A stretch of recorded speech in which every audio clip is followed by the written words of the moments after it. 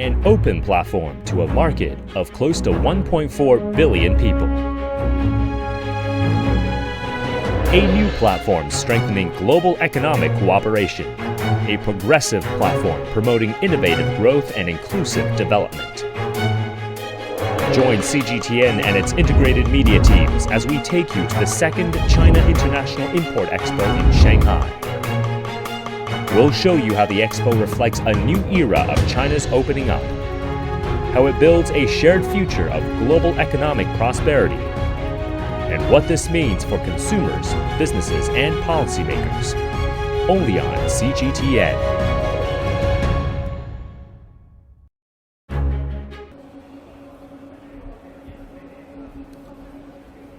Hello and welcome to CGTN Live. I'm Serena. Hey guys, how are you? Thanks for joining us through CGTN live stream as well as all of our social media platforms including Twitter, Facebook and Weibo. But if you have any questions throughout the whole live stream or any comments, feel free to leave your message and I'll make sure to answer as many as I can.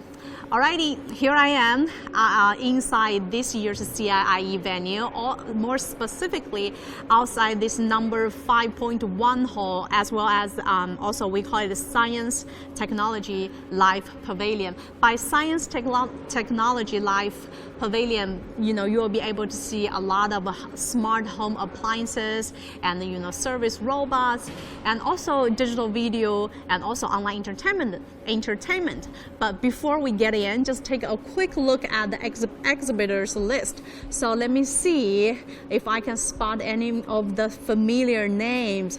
Oh, there we go. There's a Qualcomm from American 5G technology company, and also I can see a lot of familiar names like Panasonic and IKEA. Oh, even IKEA's here. That's interesting. All right. Follow me, let's just take a sneak peek inside. As all of you might aware, this year's CIIE will taking off tomorrow at the same day as last year. So you will last from November the 5th through the 10th. And over 60 countries are sending their delegations and participated in this year, and also over 3,000 companies from all around the world are showcase their cutting-edge technologies and also their most up-to-date products.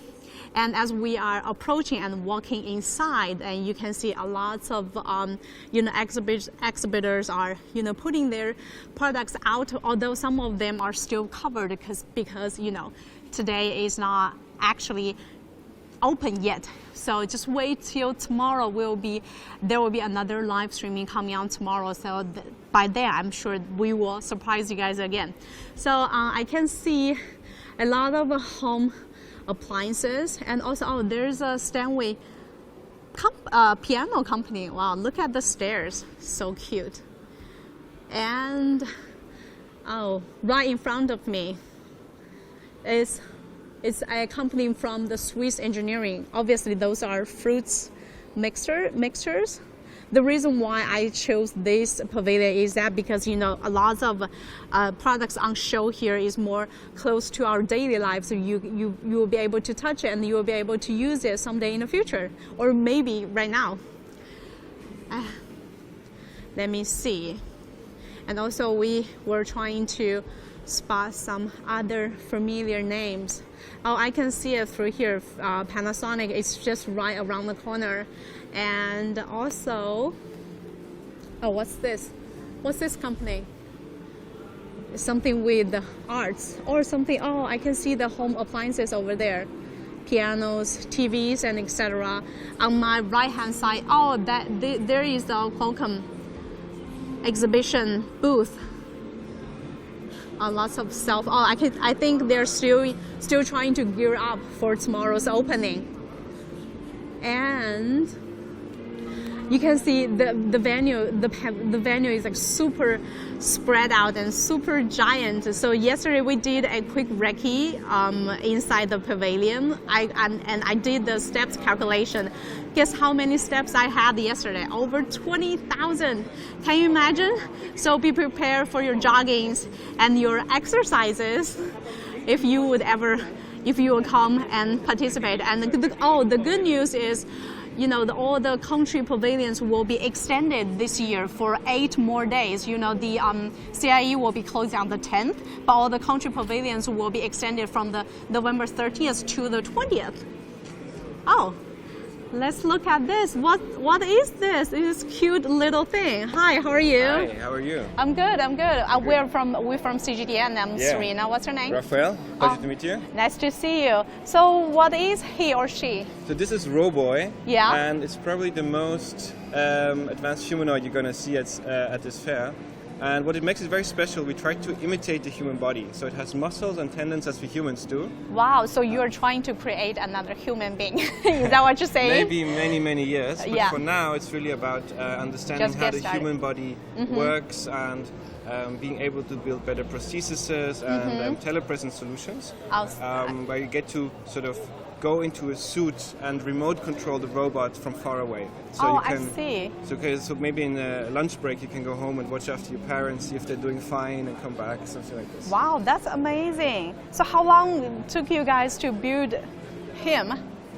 So the build time itself is around 1 year. 1 year. We've been already continuously upgrading it. So so for this fair we just built new arms. So as we came here we mounted in new arms and then also new shells, it looks a bit better, and now it also can do selfies. So every time we exhibit it, something new is there. It's changing all the time. Nice. Although it's still the same robot, so it's the same robot for 1.5 years now. So this is the second generation? Yes. Oh, okay. It can do selfies? Yeah. Really? Can I try? Yeah, of course. Okay, how do I do? So basically you just step up here. Okay, okay. I'll step up here. Take a selfie. Should I talk to him? Can I take a selfie with you? Oh, there we go. Ah. Hi.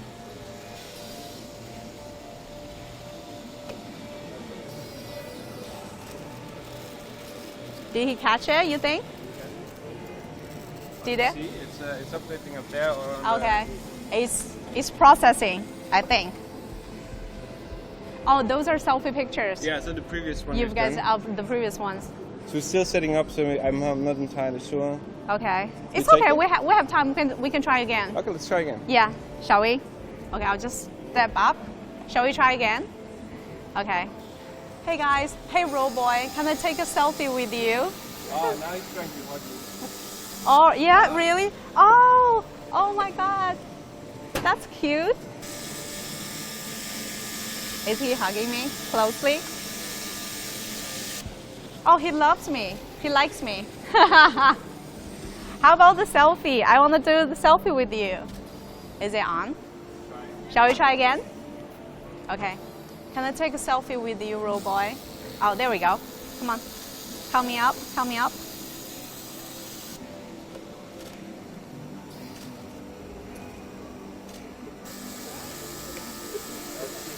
Let's see.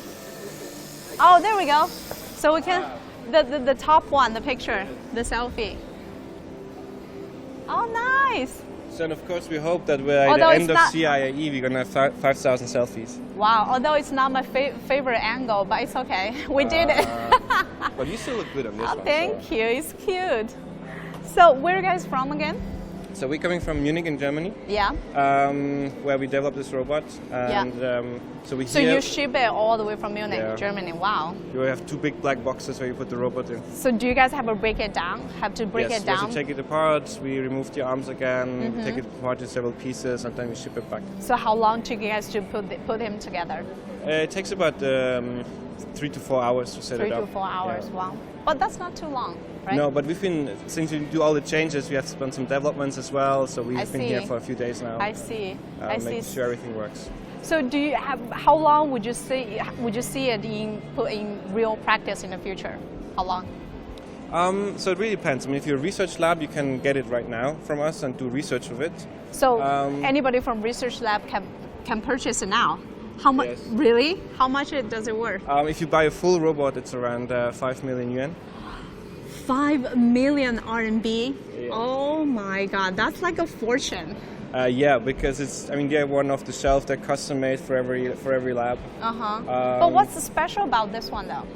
So basically, as I said, it's really imitating the human body. If you're interested in biomechanics or neuroscience or if you try to understand how the body controls, our brain controls our bodies, that's sort of the labs that are interested in this. Yeah, it's more like emotional versus other like, you know. Yeah, I mean, so you can also just get the head and it's going to be a lot cheaper. Okay. And use it for human robotics interaction research. Okay. So it really depends on what you're doing. So we have a lot of customers which only have partial systems. Like they have an arm, they have just a few muscles, so it depends on what you're doing. Oh, I see. So how many of these do you guys have so far? The full Rowboy is only this one right now. Only this one? We're currently building a second one for a lab in Hong Kong. But if someone buy this one, it's gonna leave you guys with nothing for this year. We're quite quick. We just built the next one. Oh, you do? Like, oh, cool. So, how long do you think it will put in, like people can see in on Chinese market, apart from those delivered to the lab? I think for telepresence solutions, we're probably going to be back here in 3 to 4 years. Okay. We are currently taking part in a competition which is called the ANA Avatar X Prize, where whoever builds the best sort of robot that you can control with your body over a long distance wins. And I think we are we'll be quite good because the robot is very close to the human body, so it's going to feel much more natural if you sort of control with your arms. I see. That's why, the development time for this is going to be 2 to 3 years. Yeah. Okay. So apart from selfies and huggings, what other interactions you can do with them? Is there anything you can do? Right now here, it's just selfies and hugging. It's just selfies and hugging. That's its core. You can also, when we have a show that we run every half an hour, where he also talks and interacts with a person. Okay. When can we expect him to talk? Can he talk? In theory, yeah. I mean, yes? Right now it's not set up yet because it's still set up time. I know. So how many languages?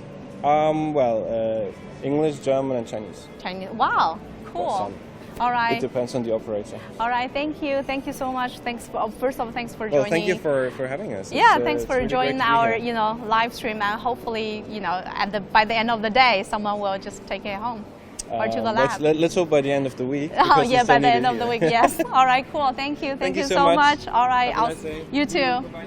All right, that's one of the high tech we can spot in this pavilion. And then let's just move on and to look around if there are any other familiar names we can catch it. So as you can see, this is a very giant pavilion. It's just like so spread out, and also you can see a lot of exhibitors are still under their preparations. And you can see, there's a SAP booth right here.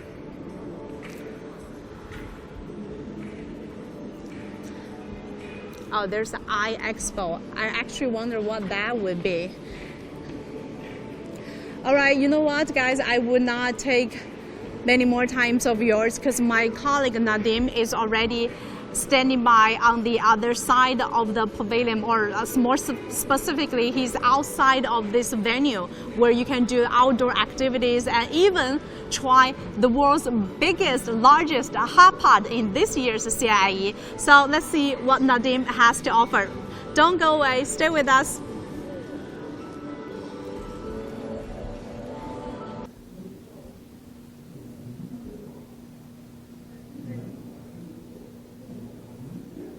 Thank you, Serena. CIIE is going al fresco this year with an outdoor exhibition zone in the northern part of the CIIE venue here in Shanghai. Now, a lot of interactive activities are awaiting buyers, visitors, exhibitors, pretty much everyone who is participating in this year's event. Now, as you see around me, I am in a snow globe, but obviously this snow is not real. It is actually part of the zone, of the ice experience zone here in the outdoor exhibition space. Now, China has been focusing a lot on winter sports, hence this exhibit here. And this is because the country in 2022 will host the Winter Olympics and Paralympics in the capital, Beijing, making Beijing the first city in the history of the Olympics to host both summer and winter editions of the mega sporting event. Now, Beijing obviously held the Summer Olympics and Paralympics in 2008, which was a major turning point for China. and in a couple of years, it will be hosting the Winter Olympics. Now, before we dig deeper into the winter sports industry in China, I have a couple of guests. You might say that they're rising celebrities here in China, and we will talk to them, hopefully, and see what they have to say. Hello. Okay, no. Let's try with the other one. Hi. No, they're shy. So let me introduce, I'll do the talking. Let me introduce both of them.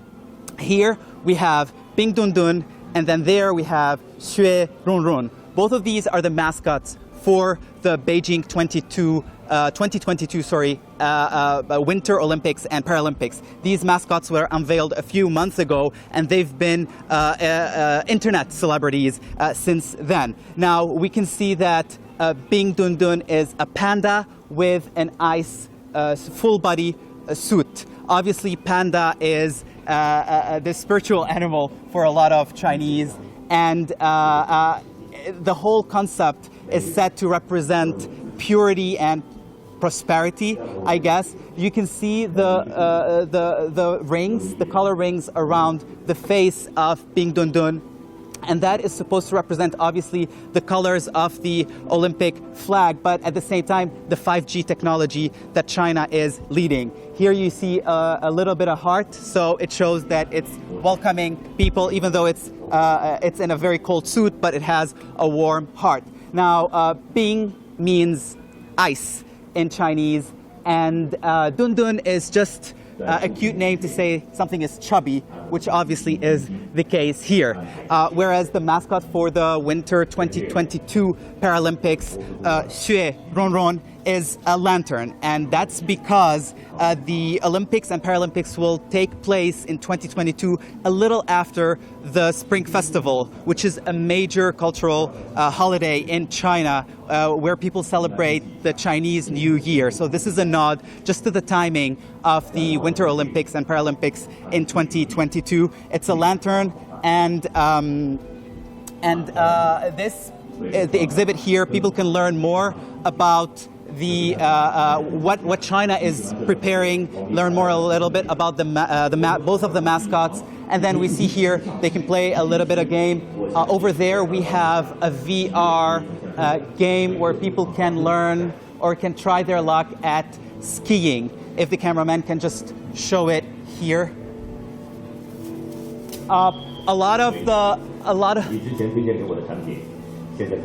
the exhibits here in the ice experience zones are focused on VR. China is investing a lot in promoting and developing winter sports in the country before 2022. And we're seeing winter sports such as curling, hockey, figure skating, speed skating, skiing are really picking up in the country. Now, China is also massively investing in building infrastructure for winter sports such as ski resorts and whatnot. They're also investing as well in training talents and trying to tap into the great potential that the young people in China have. So here we're seeing, other than the VR, we have people who come here can experience real life winter sports. So here we have everything is ready for the ice rink here. For those who are too afraid of putting on the gear, you can see that they have a few of these sledges where people can enjoy this. Well, Shanghai, something that needs to be said about the winter in Shanghai is that it doesn't really snow. It's not like in the northern part of China, like Beijing, where occasionally in the early months of the year it could snow. And so it's quite interesting that they've brought in a whole ice ring for the event. So speaking more about the winter sports, we're seeing, as I said, China's developing its winter sports industry, and it's doing that by collaborating with other countries, leaders in winter sports in Europe, such as Finland, Norway, Switzerland, Slovenia. Right outside here, we have a booth for Slovenia and its winter sports winter equipment.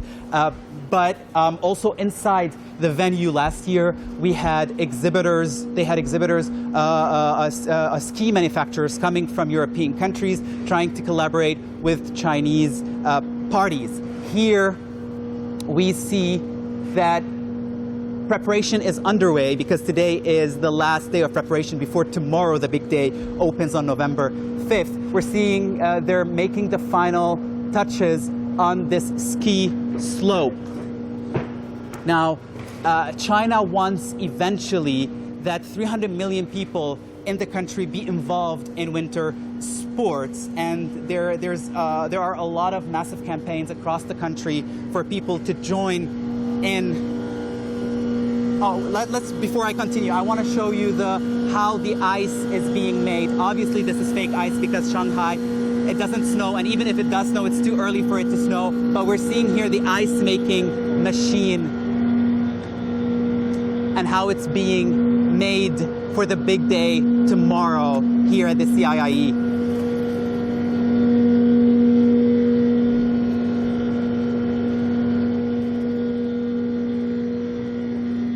So here is a little bit noisy because of the ice making machine, but we were walking away from it. No, as I was saying that China is encouraging its citizens to take up sports in general, including winter sports. Last year we had over 21 million people who made their way to ski slopes around the country. Eventually, by 2025, China wants its winter sports industry to be worth 160 billion yuan, and that is around 22 billion US dollars. And we're seeing all sorts of promotions around the country, as well as collaborations with other more veteran countries in terms of winter sports. Now, from winter sports, from the chilly ice experience zone, we're going for something a little bit more hot, a little bit more spicy.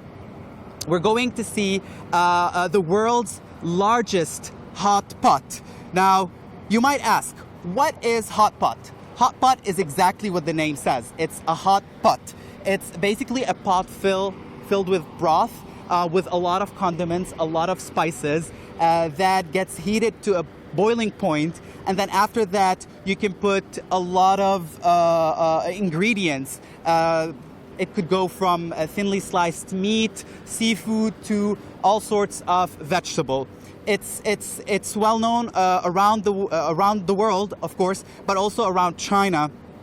Even though that the history is a little bit, no one really knows exactly where hot pot came from, but it came to symbolize one specific city in the country, which is Chongqing. Now we're going in to see the largest hot pot in the world. And so people can say that hot pot is a dish, but it's more than a dish. It's also more than a cooking method. It's a whole culinary experience, and we will be learning a little bit about it in this booth here. If only we can find the person that I'm looking for. So here we are at the world's biggest hot pot. If the camera operator, the cameraman, can show how big this is.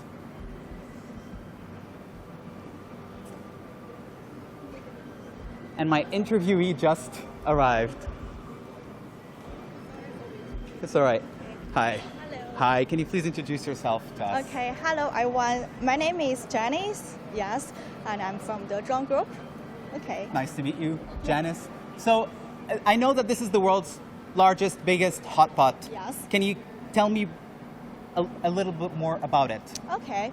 The Zhuang Group's hot pot with a diameter of 10 meters Okay. and a height of 1.0 meters Okay. and a weight of about 13 tons. Okay. Yes, it can make 56 people dining at the same time. Okay. Yes. Wow. Okay. So, it's interesting to see, you said 56 people. Yeah. And I'm guessing that this is related to why 56? Yeah. These crystal balls yes, stands for our 56 ethnic groups. Okay. Yes, it stands for the harmony and the unity of Chinese 56 Okay. ethnic groups. So yeah. that's why you've went with, Yes, the, you with are the right. number 56. Yes, you're right. Okay, and so we're seeing the infamous, Yeah. very spicy Chongqing broth, Yeah. which is extremely racy. Yeah. And then we have something a little less spicy for those who, cannot stomach that much spice, right? Yeah, it's not spice. Yeah. Okay, so what's the point of having, obviously you're giving people more choices, but I'm seeing a yin-yang circle Yeah. as well. Yeah. We have these two kind of flavors Yeah. for people to choose the soup base. If you like the hot pot, if you like very spicy food, and I will, Advise me. Yes, yeah. yes, the spicy soup. And another choice is clear soup, or sometimes it will be the chicken soup or the mushroom soup. Yeah. It's like that. It's not spicy. It's not Yeah, it's spicy. mild for people. And so, can you tell me why did you decide to bring this,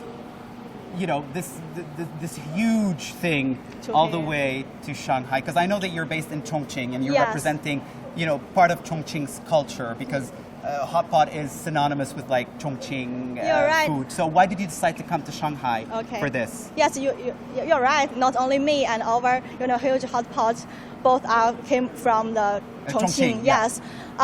Firstly, we are invited by the China's Ministry of Commerce. Yeah. Yes, it's a very honor for our company to take part in this expo. Yeah. And secondly, I think it's a very good chance to represent the Chongqing to spread our hot pot culture. And further, I think it's a very good platform for our company to looking for good quality of food materials for our hot pot. Yes. So, why is Chongqing hot pot so hot? So hot. Yeah, why? I think maybe it's related to our maybe our place in Chongqing.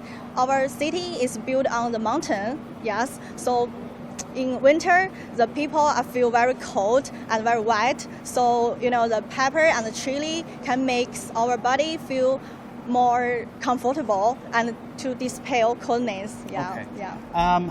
Can you walk me a little bit more about the history of hot pot? Because you hear a lot of stories that where the hot pot came from, Yes. and you hear a lot of versions. So, Uh-huh. what is your version of the story? Okay, come with me about this area.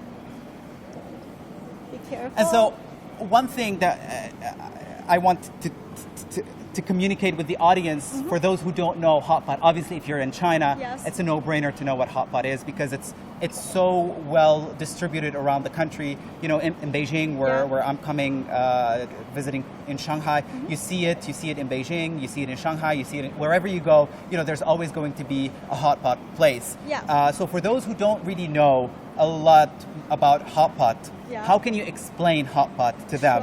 Sure. The hot pot is originated from Chongqing. Yeah. So here, I will show you some history about Chongqing. Okay, so we start about the city first, Yes. and then we move to the food. Yes, later. you're right. Okay. Okay. Chongqing is a city that needs to have many stone ladders. Therefore, Okay. stone ladders become a cultural symbol of Chongqing. Chongqing's upper urban area and the lower urban area are connected by the well-known place Shibati. Okay. So that means 18 ladders. Okay. Yes, it's a very famous place in Chongqing. Okay, so for those who haven't been to Chongqing or are not familiar with Chongqing, Chongqing is in a mountainous area. Yes, it's you're very right. rocky, and so building the city was sort of an architectural marvel and at the same time a big challenge. Yes, you're right. Okay, so please tell me more, but Okay. I'm seeing Yes, spices.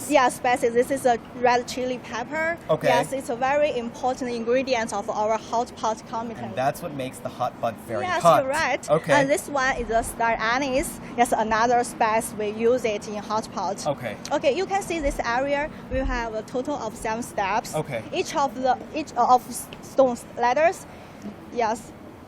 Oh, this is a funnel. This is fennel. Yes, it's another also spice. it's also in it goes into the broth of the hot pot. You are right. And so one thing to know about hot pot is that you can choose, as as you said earlier, that you can choose from different types of broth because you said you have the mushroom. There's also the very spicy one with a lot of chili pepper. Yes. And then you have the tomato ones. And so basically you put the raw ingredients in and then you wait until they're cooked. Yes, you're right. And then after that, before you enjoy it, there's a very crucial step, which is a sort of a DIY doing the dipping sauce. Right. Yes, the dipping sauce. We usually use the sesame. We use the sesame oil and the garlic for the hot pot dipping. That's in Chongqing, right? Yes, that's Right. in Chongqing. But commonly, I know in northern China, yes, we use sesame oil and the sesame paste. Right. I mean, going to a hot pot place, you usually have like a whole bar of ingredients, and you have like green onions, you have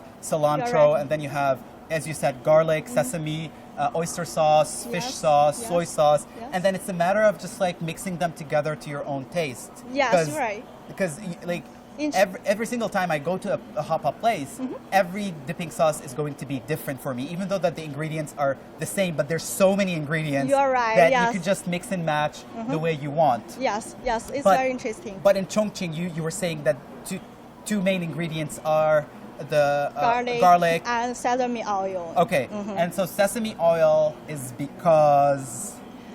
Sesame oil because it can cooling down our food. Okay. Food materials, so it's good for you. You eat it. Yeah. So it sort of balances the flavors. Yes, balance the flavor. Between like the very spicy, You're right. tongue-numbing broth, and then... Yes, you're right. Okay. Maybe some people they cannot eat very spicy food, so it's another. I think sesame oil is good for the decrease the spicy degree. Yeah. Okay, and then when I was speaking to you earlier, you mentioned it's interesting because right now you're speaking about sesame and you're speaking about garlic. And yesterday when we were talking earlier, you said that these two ingredients actually don't originate from China. You're right. Yeah, correctly. Yes, sesame originated from the Africa, and by Zhang Qian, who served as an envoy abroad in Han Dynasty to the Western regions. He brought the sesame seeds back to China, so we have that one.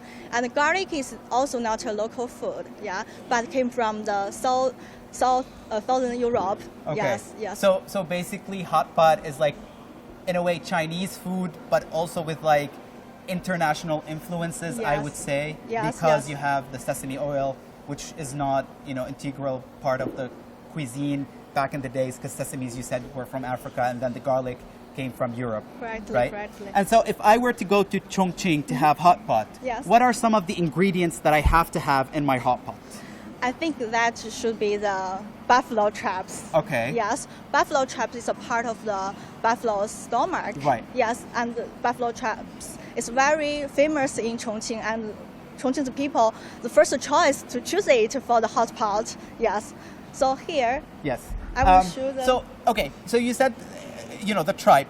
But what if people don't want to eat meat or don't like to eat meat? Is there any vegetable that you would recommend to try in Chongqing? In Chongqing, Yeah. maybe the green veggies, Okay. and the tofu, Okay. it's another choice, and other meats you like, you can choose it. Okay. So the story, your version, I didn't forget, your version of how did hot pot come about? So can you tell me about the story? Because we were speaking earlier that, there's a lot of stories about how hot pot started. What is where did it start? Okay, in Ming and Qing dynasty, I think it's related to our history of hot pots. Yes, in Ming and Qing dynasties, in order to save food materials, the Chongqing's boat trackers began to. You can see here. Yes, here. Sorry. There. Okay. Just gonna go back a little bit.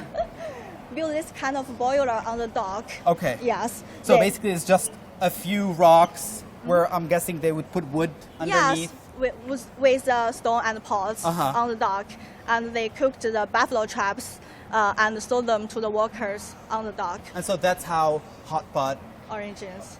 started. Yeah. And that was like how far back in time? I think it's maybe 1,000 years ago. Okay. Yeah. So okay. And then this is how it started. And then how did it become so popular? I think it's related to the economic development of Chongqing. Okay. Yes, and a lot of restaurants gradually increased. The hot pot restaurant will definitely become the most welcome business on the street. So walking in the streets, you can always see a lot of people, Chongqing people, sitting in front of this here. Yes, we have. Okay. Sorry, manual steps. So they will set around this kind of the chairs and tables, yes, to enjoy food. Can we sit as well? I mean, this is not real food. Yeah, this not is real. this It's is just fake. mock food. Yeah, models. But yeah. They enjoy the hot pot while chatting and drinking, even the finger guessing games. Yes. Okay. How often do you eat hot pot? I think maybe twice a week. Twice a week. Okay. I don't eat it. I think I would go like once a month. Oh, really? Yeah. Oh, In okay. Beijing, I would go once a month for a hot pot place. Yeah. But I guess it's very famous. I was reading that Chongqing is known as the capital of hot pot in China. You're right. All right. Well, thank you, Janice. Thank you. For taking us on this very quick tour and, giving us more information about the world's biggest hot pot. This brings us to the end of our live stream here from the CIIE venue in Shanghai. We have one more day to go before the grand opening tomorrow, November 5th. Stay tuned to CGTN. We will bring you more live streams from the venue and from elsewhere in China. Keep watching us on our social media network on Facebook, Twitter, Weibo, and YouTube, as well as CGTN.com, the website. Download our app and stay tuned with us. We will be bringing you more from the scene starting tomorrow. Thank you.